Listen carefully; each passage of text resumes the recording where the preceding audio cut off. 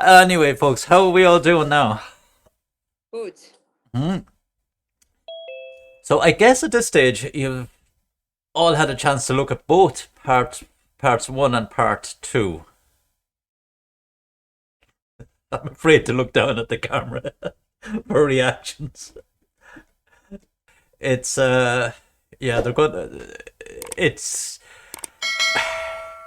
how will I say? Yeah, it's important. It's important that you're up to speed on those two elements because I'm finishing up now tonight. There are only a couple of bits that I wanted to show you tonight, and really it's still in the space of this action learning, and I'm just going to jump down and yeah.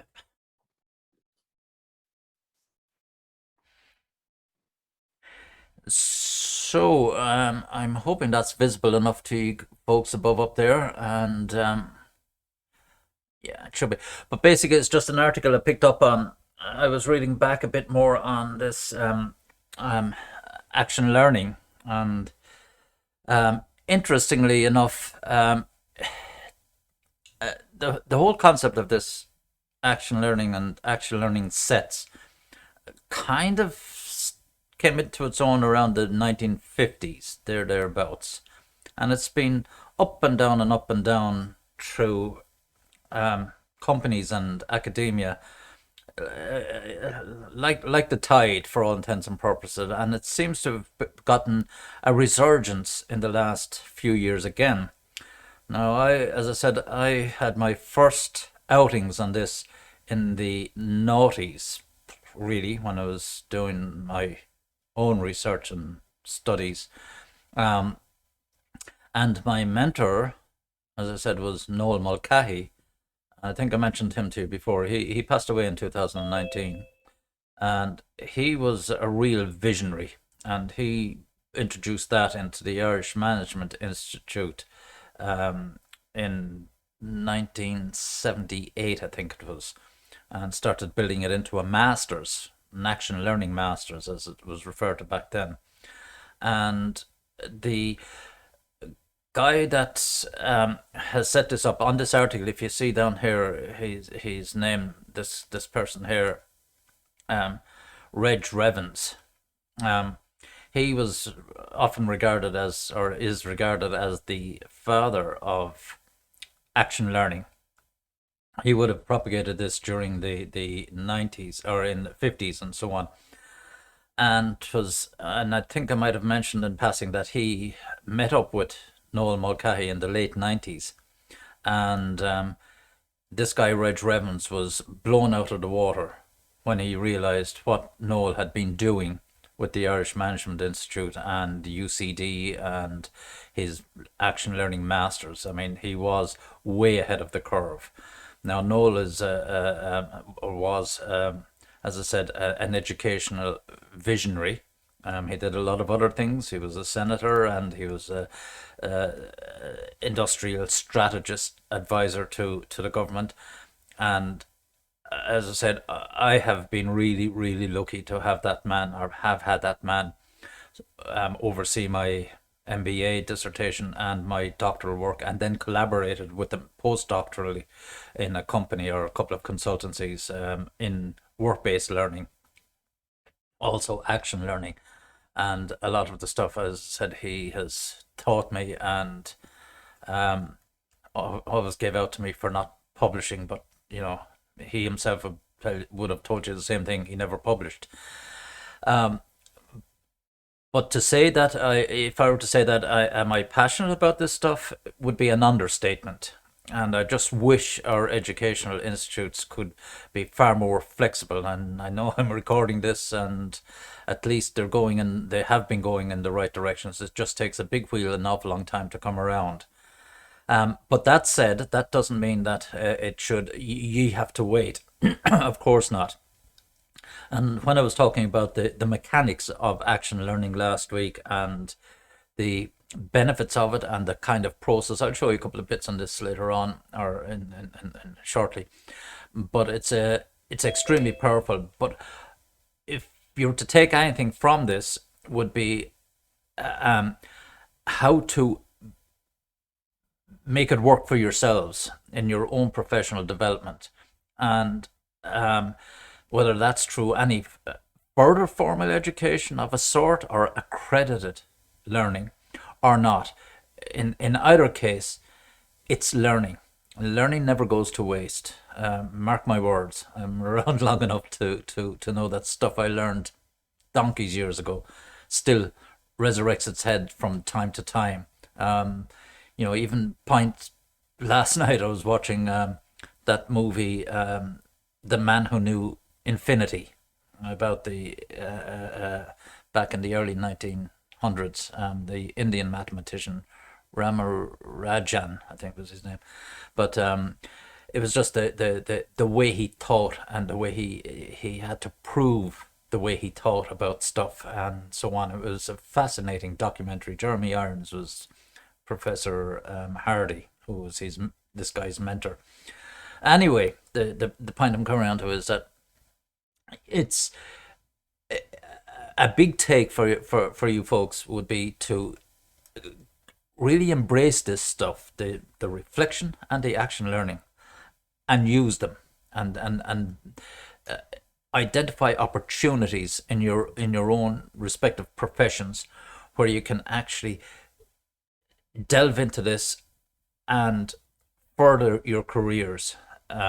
Sometimes it will not be obvious to you that it's having any big benefit, or that it's when it's going to contribute.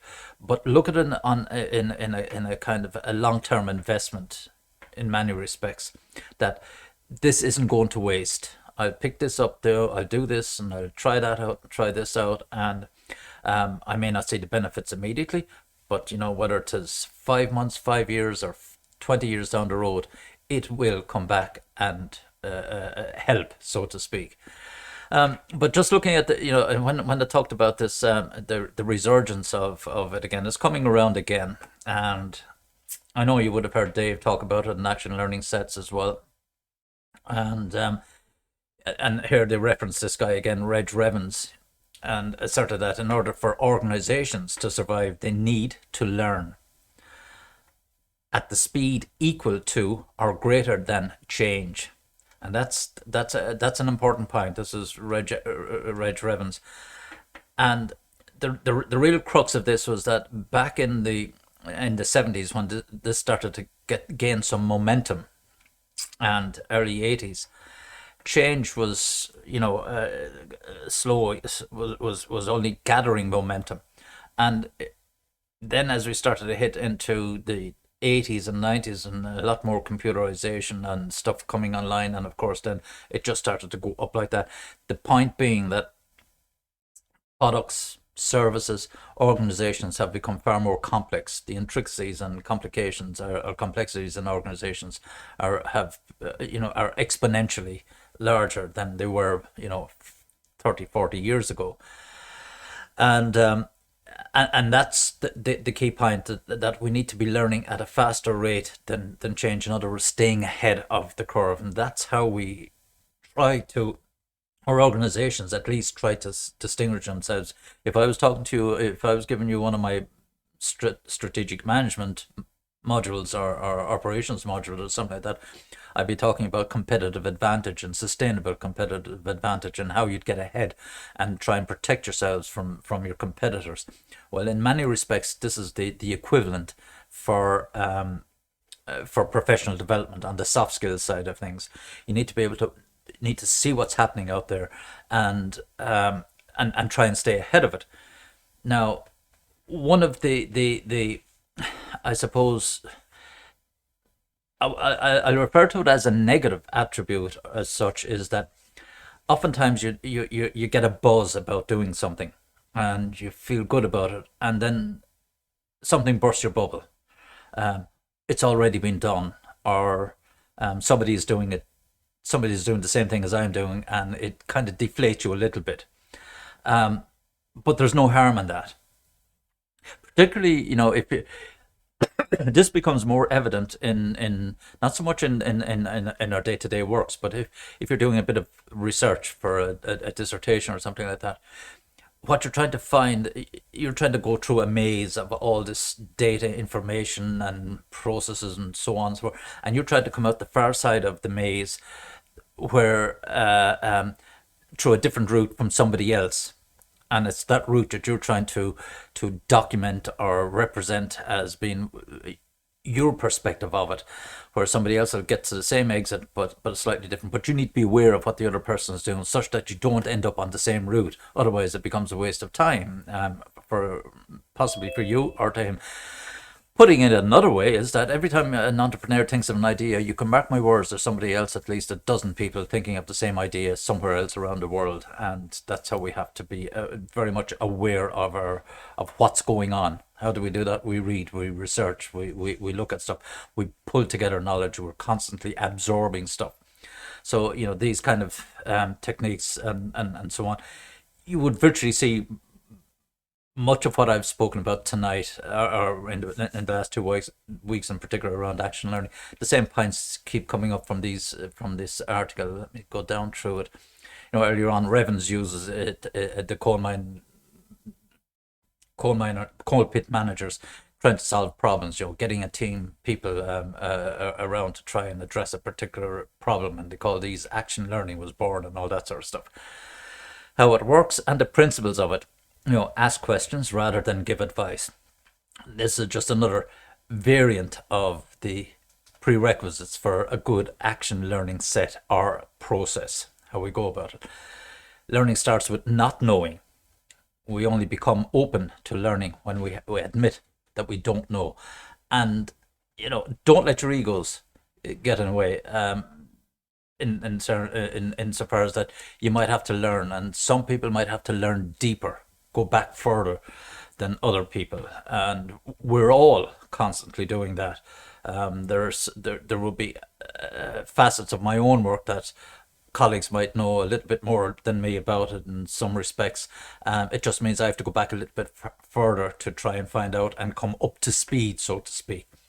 That's not don't look at that from a negative perspective. Keep positive about that, because the further you have to go back, the more you'll begin to know as you're coming back up to speed and coming up to par with what's going on around you, and then taking it. So you're building more solid foundations. This is all enabled through effective reflection, knowing what we don't know. It helps us to identify and weed out what we really don't know, and then start filling in the blanks through these kind of mechanisms, or formal education, whatever the case may be, but preferably through these mechanisms here. People commit to attending and to the process, knowing it's a group effort, and they're there to support and be supported. So that's essentially the kind of the basic principles of this. Is there anything else? About yourself, what I've learned about myself, and okay, the question here is, at a level of companionship, it's created, and learning takes place on multiple levels. It's about yourself, what I learn about myself, and that as I addressed this challenge, what I learn about and from the task issue I bring. In other words, you as a learning set, and I'll show you what a simple example of this shortly, and what I learn about the context or organization in which I'm operating. So remember, context. I've said this so many times over the weeks, that everything has a context. It's in a particular environment, a particular scenario, a particular set, and that we need to be very focused on that particular context. And again, that movie last night from the man who knew everything, who knew infinity, and his mentor, this Professor Hardy, he actually alludes to this, why he has a particular mindset and how he compartmentalizes things and cuts things off, sometimes to the negative, but generally speaking, it's just his mindset, but keeping it in context. And what I learn about the action. So, and this is where you're moving into just the previous one, what I learned about the context in the organization, but then what I learned from action learning process itself. And this is the reflective part. where we go back and understand the process and how can we improve on the way we did what we already did. Can we improve on the actual learning process that we've just used? What other dynamics might we look for or change? And that's pretty much now. This is, yeah, I have this video. I'm going to try and share this with you on your screen, and I can add it into the video recording shortly. Just let me get this open here. It's that, and if I do a share screen.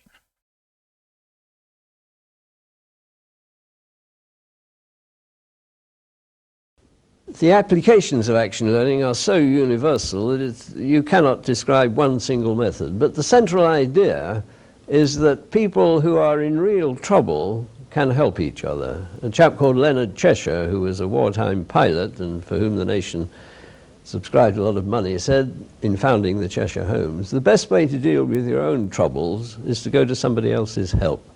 And action learning forms sets of comrades in adversity, people who recognize that they have really difficult problems. And action learning encourages these people to work together on their own, and mainly on their own, but also on each other's problems, meeting regularly to discuss what it is they think they're trying to do, what is stopping them from doing it, and what they can do about it.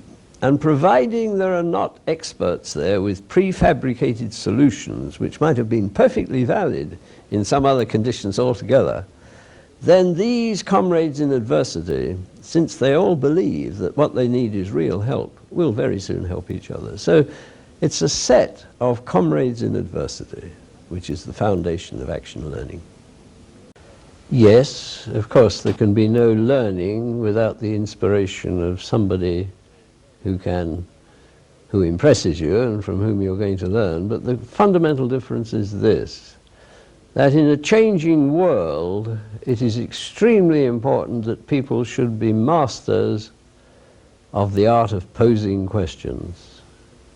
When nobody knows what's going to happen next, you must have the skill to ask questions which are likely to get you somewhere. So all training, all development contains two elements. First, getting new knowledge which already exists but you were not aware of, something that you would get hold of in a new lecture, by a new advisor, by reading a new book, by going to a new program. Of course, you must acquire fresh, what I call programmed information, P. But the need of us all today is not so much to get more expert knowledge, it is to get a very much more penetrating ability to ask questions of the unknown in which we are all now plunged. And the fundamental difference is that the learning in action learning is a small amount of P, program knowledge, and a large amount of Q, the ability to ask penetrating questions.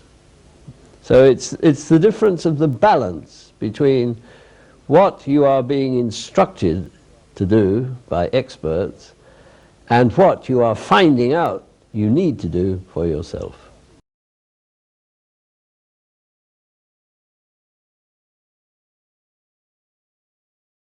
Okay, that was Reg Revens. Now just bear with me 1 second because there's something else I should be able to share here if I can get my folders open.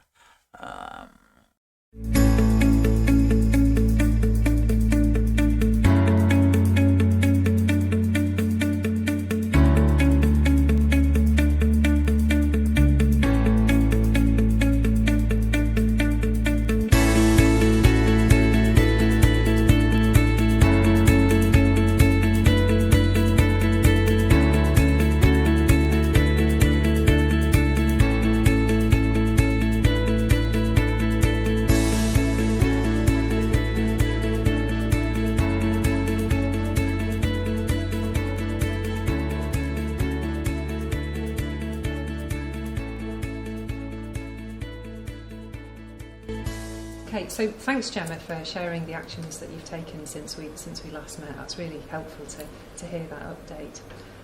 So what we're going to do now is move into the stage where we start working on each other's problems today.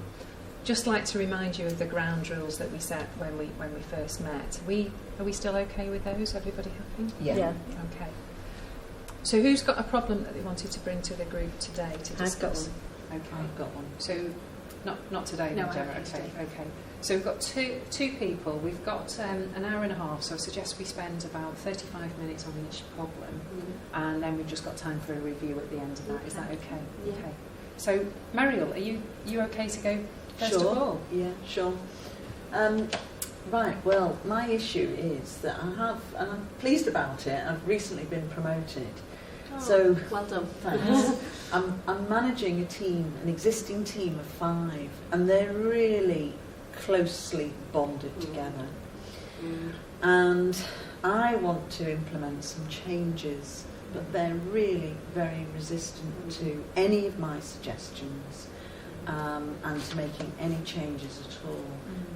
What they say to me repeatedly is, oh, well, we've always done it like this, and this works, and we don't think we need to, do it differently. So why would you want to change things? And I find that I've tried to talk them through the reasons why I want things to change, to do things differently, but they're just putting up barriers all the time, and it's difficult, and I'm at a bit of a loss, really. Okay. Thank you, Mariel. That sounds quite a tough challenge. Okay. So whenever you're ready, if you want to present your questions to Mariel. Tracy, are you ready to go? Yeah, okay. I'd like to ask, how does this make you feel? Gemma?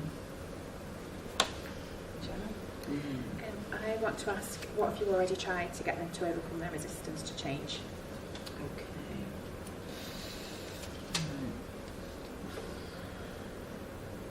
They're thought-provoking. I have another question. What impact is this having on others in the team? That's a good question. That goes in its own separate area. And who can support you in implementing the changes? Right. Yeah, who can? Okay. Right, well, thanks for these. They're really interesting questions, and I will need to reflect further on them. I think this one here, how does it make you feel? Well, I have said that I do feel very frustrated, but I still think I need to think more about that. I think they're all really helpful questions, and I'll take them away and reflect on them. Yeah. I mean, I think in some ways I may have answered that one, because I have said it does make me feel really frustrated. But I think I need to think more about that. And these others are really good ones that I need to think about actions that I can fit around those. So thanks very much. Okay. Thank you, Mariel. Thank you.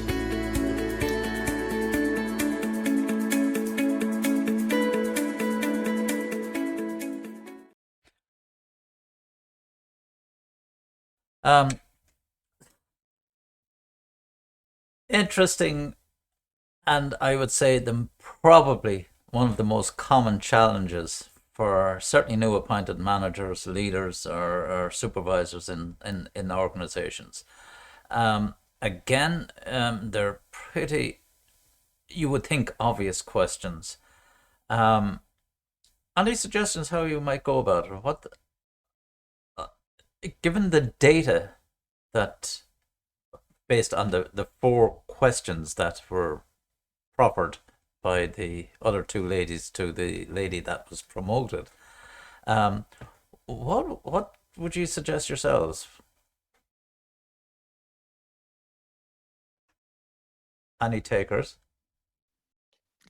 Can I ask as to how a session usually runs? Like the questions are given to the person who has the issue, and then that person reflects on them, or are they discussed within the group? They are discussed within the group, because she mentioned there, and this is only the start of the process. That's the only segment that I have.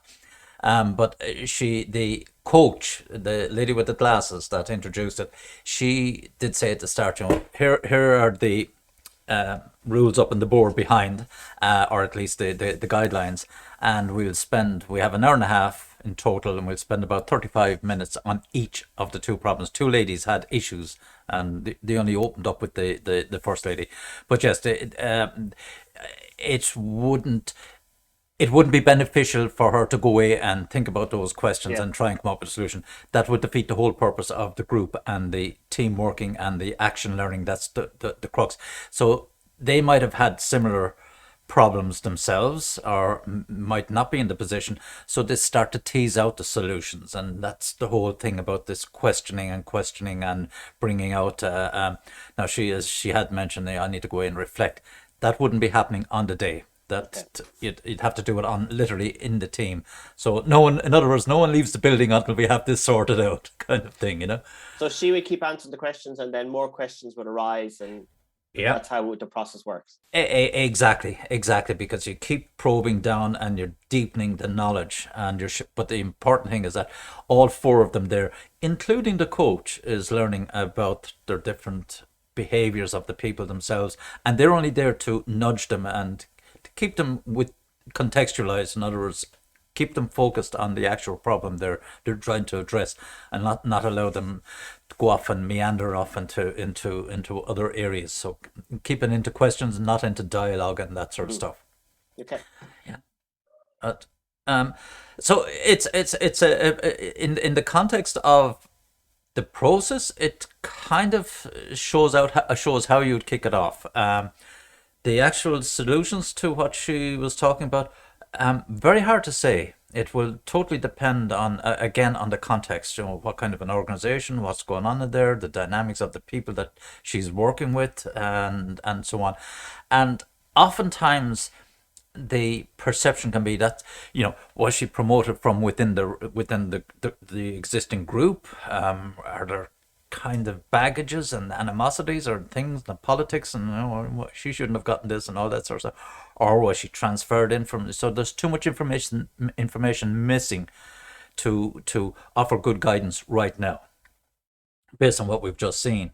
Or was she transferred in? Was she a new appointee into the organization, and so on? Without knowing all of that sort of information, then we can't get to grips with the actual context and why it's shining, and for how long has this been going on? Is this relatively new?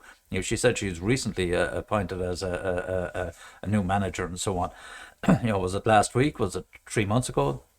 We don't know. So, but the important thing is, if you find yourself in her case, in this situation, and you noticed a bit of resistance, what I would suggest is, through one of these type of action learning sets or coaching or bouncing off one of your peers or colleagues, get it out there sooner rather than later. Because if you leave it go too long, things begin to fester, to use that expression, and it becomes even more difficult to try and enact any kind of change or get the group coming along or work as a team, because you become a little bit more alienated and they become more entrenched into the way that they've always been doing things, and that'll become an even bigger resistance to change for you as a newly appointed manager or leader in an organization. So watch out for those kind of things, as part of your development.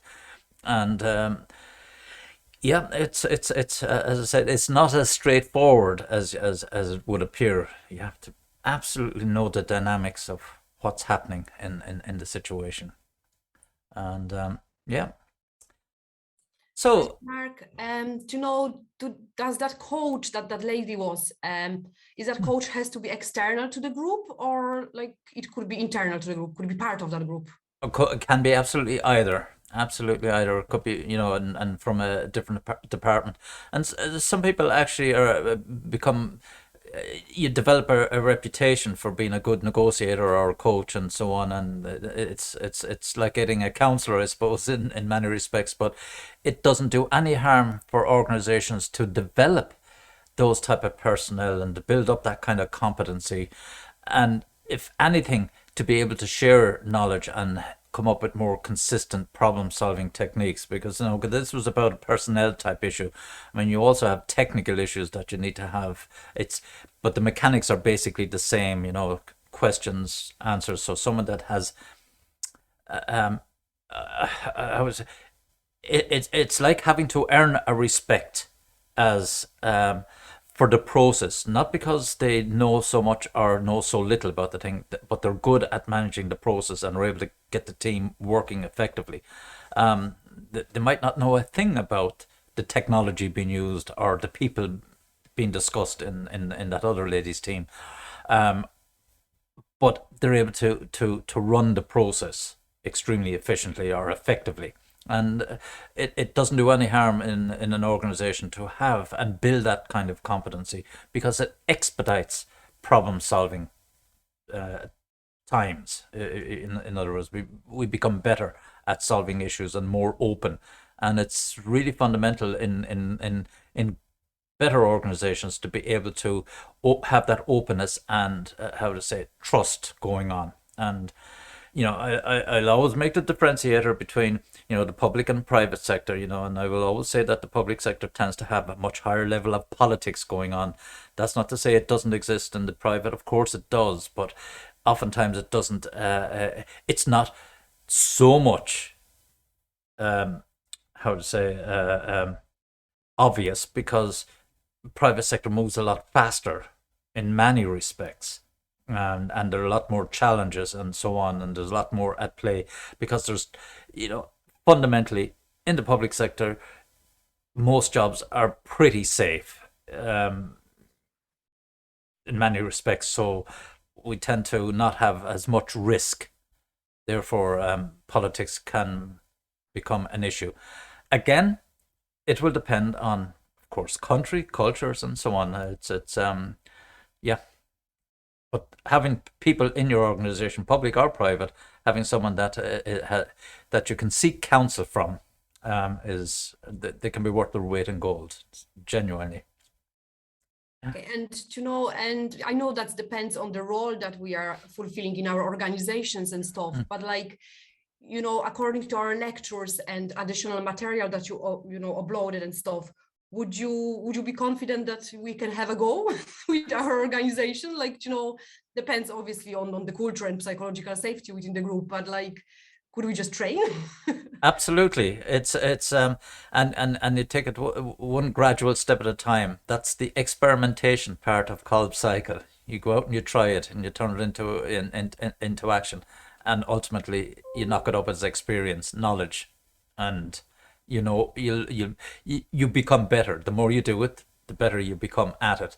The more challenging and diverse the situations are, the more confident and better you become at that kind of coaching role.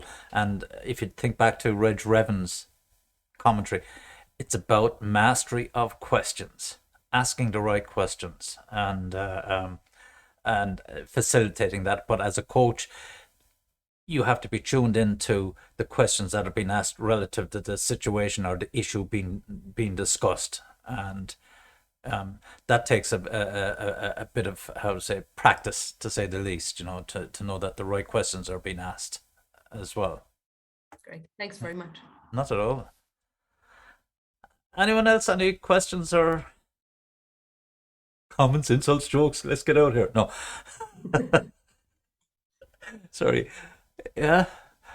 Again, I think we're pretty much on top of it. I just thought I'd as I said, it's a little bit of an add-on from last year, this additional action learning stuff. But again, because I've noticed it's becoming more and more prevalent, and I think it's worth for you guys knowing, as I said earlier on, ways of trying to incorporate this. No doubt some people would probably shoot me and probably would throttle me and take this tie off me and ring it around my neck by suggesting that you go on and do further courses after this. I said, Jesus, Mark, we're hardly through the first half this course yet, let alone go on to something else.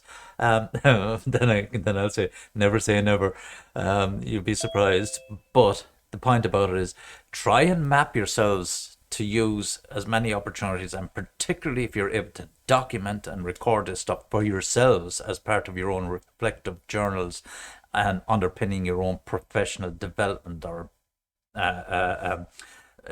professional development plan, so to speak, even if it's only on your own person, and then try and merge this or melt it into your work environment.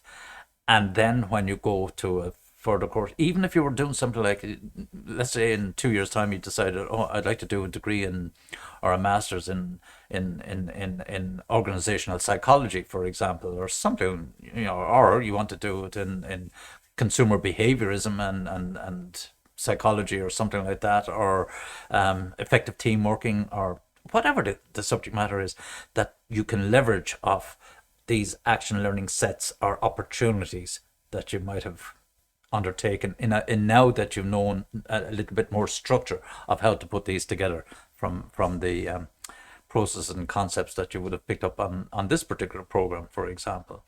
And as you begin to question certain things in your own workplace, oftentimes your line report will notice a change in subtle changes in your character and behavior and interaction with other people, and they're going to say, well, that course has worked well for Mark, or we might get a few more people to go on that course, or something similar. But in any case, the most important thing they might come away with is that, yeah, Mark took on a bit of further education for his work, and therefore we can see the benefits of this. So the education cycle is working for that person.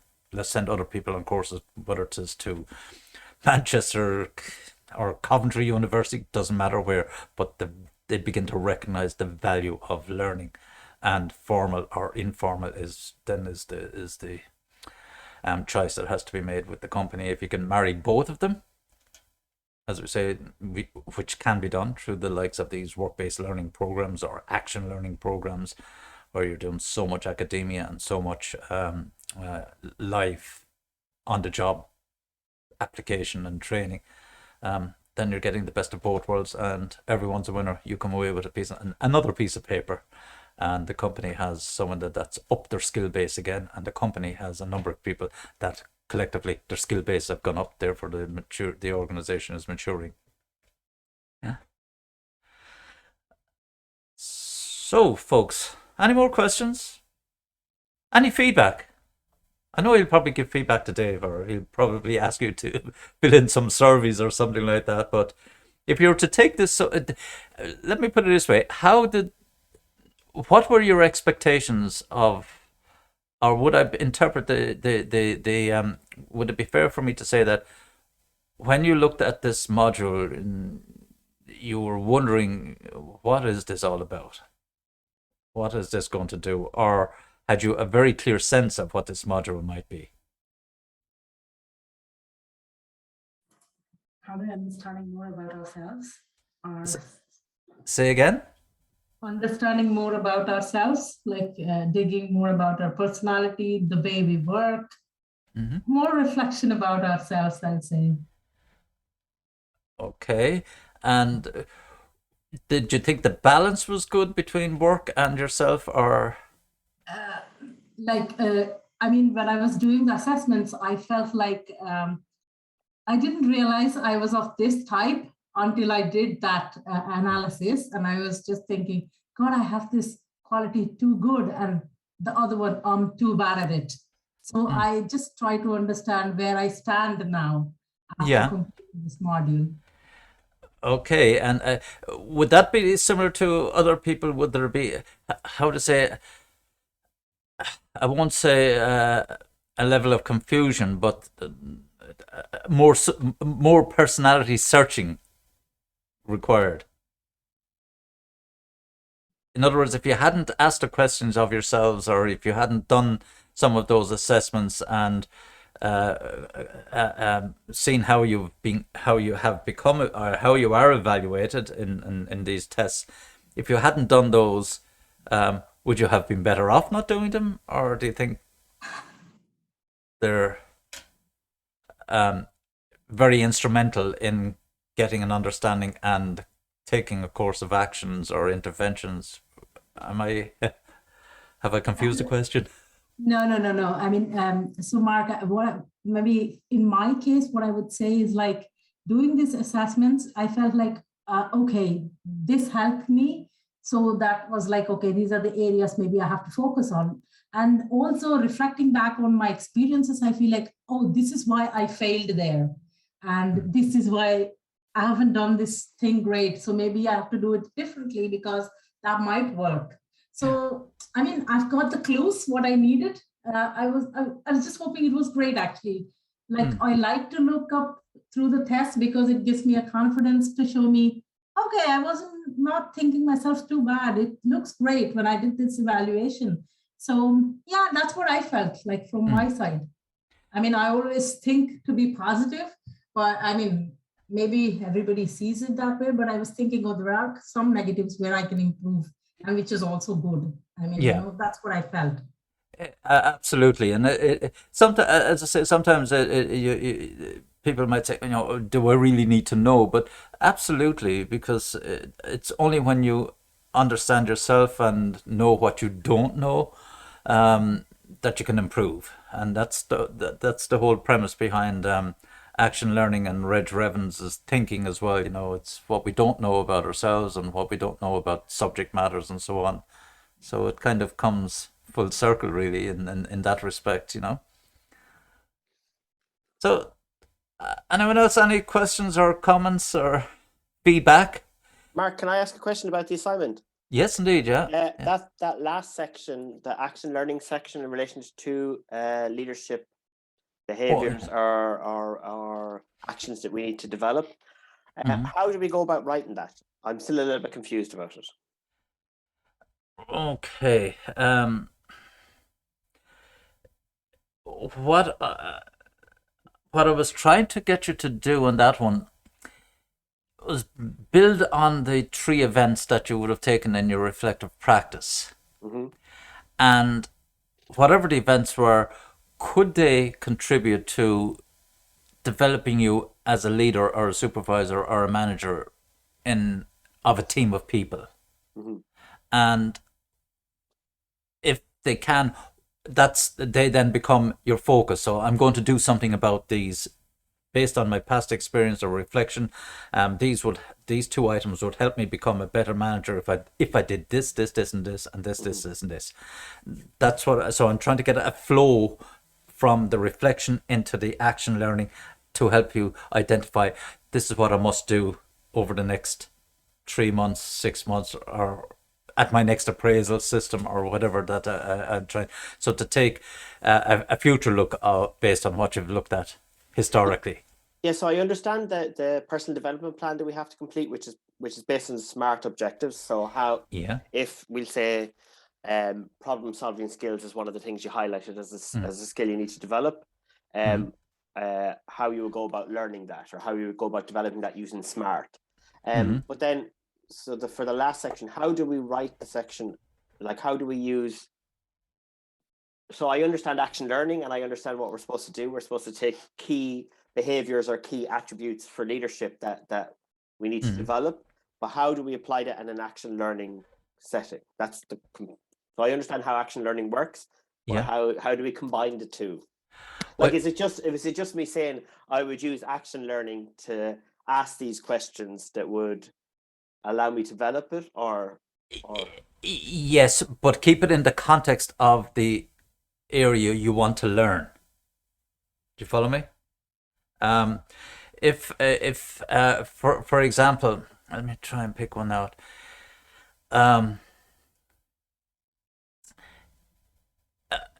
Okay, now this is a bit deep, but if I reflect on my knowledge of video production and producing these lectures, and I want to animate this and get it more interactive, and I reflect back and I say, well, I know what I don't know is how to make this work on YouTube. How can I get people to have to press buttons on YouTube? And then I'd look at, I'd say, well, I don't know how to do this, therefore I need to figure out. So part of my job or my action learning set would be I need to set my goals to understand H5P technology, for example, and that's only and then when I reflect further on that, I find that that's only giving me half the solution. Maybe it's another platform I need to develop and get people to link to that so I can so the point is that I now set over the next 6 months I've got to learn how to do this technology, because I reflected and it doesn't what I don't know now becomes an action learning, and I can do this inside and work and maybe set time aside and or talk to my line manager and say, I'd like to work on a project. Can you free me up on some time? And this is where the benefit is. And there are a few colleagues in the college that know how to program in this language. And can we get together and develop this as part of our own research, professional development, and bring things in a slightly different trajectory? Does that help? So now I couldn't learn. I wouldn't have the when if we're using the SMART application of it, I'd have to know what my capabilities might be. So in other words, I couldn't spend the next 2 to 5 years trying to become extremely competent in software development, in videography and using all sorts of vector analysis to be able to merge things together, because that's beyond my capabilities, because I know my limitations, and time being the biggest one of all. Therefore, I know that certain skills I'm going to have to try and co-opt with my peers, and that's why we get people of the same, how to say, or the expertise that we don't have when we put together, and we get a deeper understanding, but we don't actually have to do it ourselves. But the action would be for me to be able to pull this together, to be able to produce something that fits my goal in 12 months' time. I know it's a deep example of it, but in terms of leadership or team working, that's why I'm asking you to pull it up to a slightly more manageable level, because we could find very deep specific elements, as I just described, to build into a personal development plan. But I'm trying to keep you generic to, the soft skills that we kind of focused on, the emotional intelligence, the interactions, and all those that are the area that I focused on for leadership development. So if you identify some of those quadrants or parts of those quadrants in the very first diagram and say, this is what I need to improve, and this is what I know, and this is what I don't know. So setting my goals that maybe I could take 1 or 2 small projects over the next 6 months and build my confidence and capabilities, and through this I'll enhance my own awareness, and I should be able to see better emotional intelligence. I should be able to measure this as I'm going along, to be able to interact and be a more effective team leader or follower, whichever you choose, as the case. Remember, I did put in the choice, I think, follower or leader as an action learning set or item. Okay. Hope that helps. But Mark, I have still a question on that. Do you expect us to use that, that table of content that you kind of attached, so we can just fill that out in that table? Yeah. Or do you want us to write a page about it, or? No. You use that. You can expand that page, that thing a little bit, but no, I don't want to overburden you. Yeah. Okay. So just a clear identifiable period of time and so on. Just fill those boxes. Okay. And can I use even bullet points? Yeah. Thank you. Just on that one form. As I said, I don't know, you could write a lengthy document in that area, but then it would begin to meander. So if we keep it constrained and trying to follow the rules of the action coach and say, right, this is what boom, short, concise points into those boxes, more or less, as long as it fits into the one page, the two items. Don't use ultra small text to try and fit it in, or if you're trying to get out the back door, use a large text font. Yeah. Hi, Mark. I want to find out about the language to use when writing, when reflecting. Yeah. I sent you an email. I don't know if you saw. You did, and because and this it's not the first time I would have had that question. The question was, should I use I? Yeah. And I didn't come back to you yet because I knew I'd be dressing this tonight. Absolutely use the I in this case, because it is about you.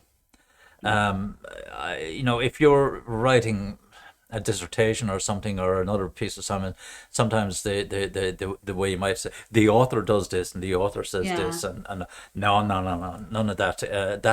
That's you have to take ownership of this material, and this reflection is about you, or I did this and I recognize that, and I know, and people say, well, I'm uncomfortable. That's the whole point. A lot of times people find it difficult to use the first person, and I think I mentioned in previously that some students in undergrads have actually asked, could I write it in the third person, and then when I'm finished, just use the find and replace, find he, she, it, and replace it with I, or something like that, and because they're uncomfortable to want to use the I, but you have to get over that. That's important. It's about the self, and Okay. I know No, thank you very much. yeah, I know it's a long-winded answer, but there's a purpose for that. It's purposefully done. So to get you comfortable in your own skin. That was what I said from the outset. That we have to be comfortable in our own skin, in communicating and so on. And the other questions are, I don't know. No, there's nothing in chat. That's just a share screen. I don't have my glasses on, so. Well, I suppose, folks, I suppose I can call it a night then, if you've no more questions or comments or. Sorry, Mark. Can I just ask you, Mark, what's the new submission date again? Didn't you say that you were kind of flexible enough about it? Did you put it on to the 21st? Was it, or? Let me. It's 13th. You said 13th. Did I, but I did. It is updated on Moodle, isn't it? Yeah. I'm trying to get in here now, actually. Oh, I didn't know it was updated. No, that's all right. Sorry about that. No problem. It's just to be sure. Hit reflective report. Blah blah blah. And close of submission for the final reflective journal. I have 13th down here. Yeah, 13th. 13th. Okay, brilliant. That's great. Thanks, Mark. I'll pull it back to the 10th if you wish. No. The 13th grand. Thanks. That's brilliant. Thank you. Okay, folks. Listen, on that one, I will let you go. So unless there's any more questions or no one else, no. Okay, how are we doing numbers wise? We're fine. Anyway, folks, I think that's pretty much the end of it. All I have to do now is start downloading all the rest of your works and going through the details and marking them out as such, and then wait for the final bits coming in. As I said, the first two assignments they're pretty straightforward, and they're not like very unique individual assignments, which feedback would be kind of critical, because they're all much of a muchness. As I said, there's been no disasters on them. If it was the reverse way around, won't confuse it, but I'll be interested to see how they've evolved from the psychometric tests into the reflective practice and action learning. But on that note, folks, I'm going to let you go. I don't know when and if I'll be seeing you again. Probably not. Technically, no, actually. This is our last night together. You'd be delighted to know. Thanks, Mark. Thanks, Marty. I hope you've enjoyed it, folks, and I hope Thank you've you. taken something from Thanks, it. Mark. And we'll and all the best anyway with the rest of the course. I'm sure you'll be Cheers. Thanks. fine. Thank you. Thanks. Cheerio, folks. Thanks, Take it Maria. easy. Thanks, Bye Mark. bye. Bye. Cheers, Bye. Mark. Thank you. Thank you. You're welcome.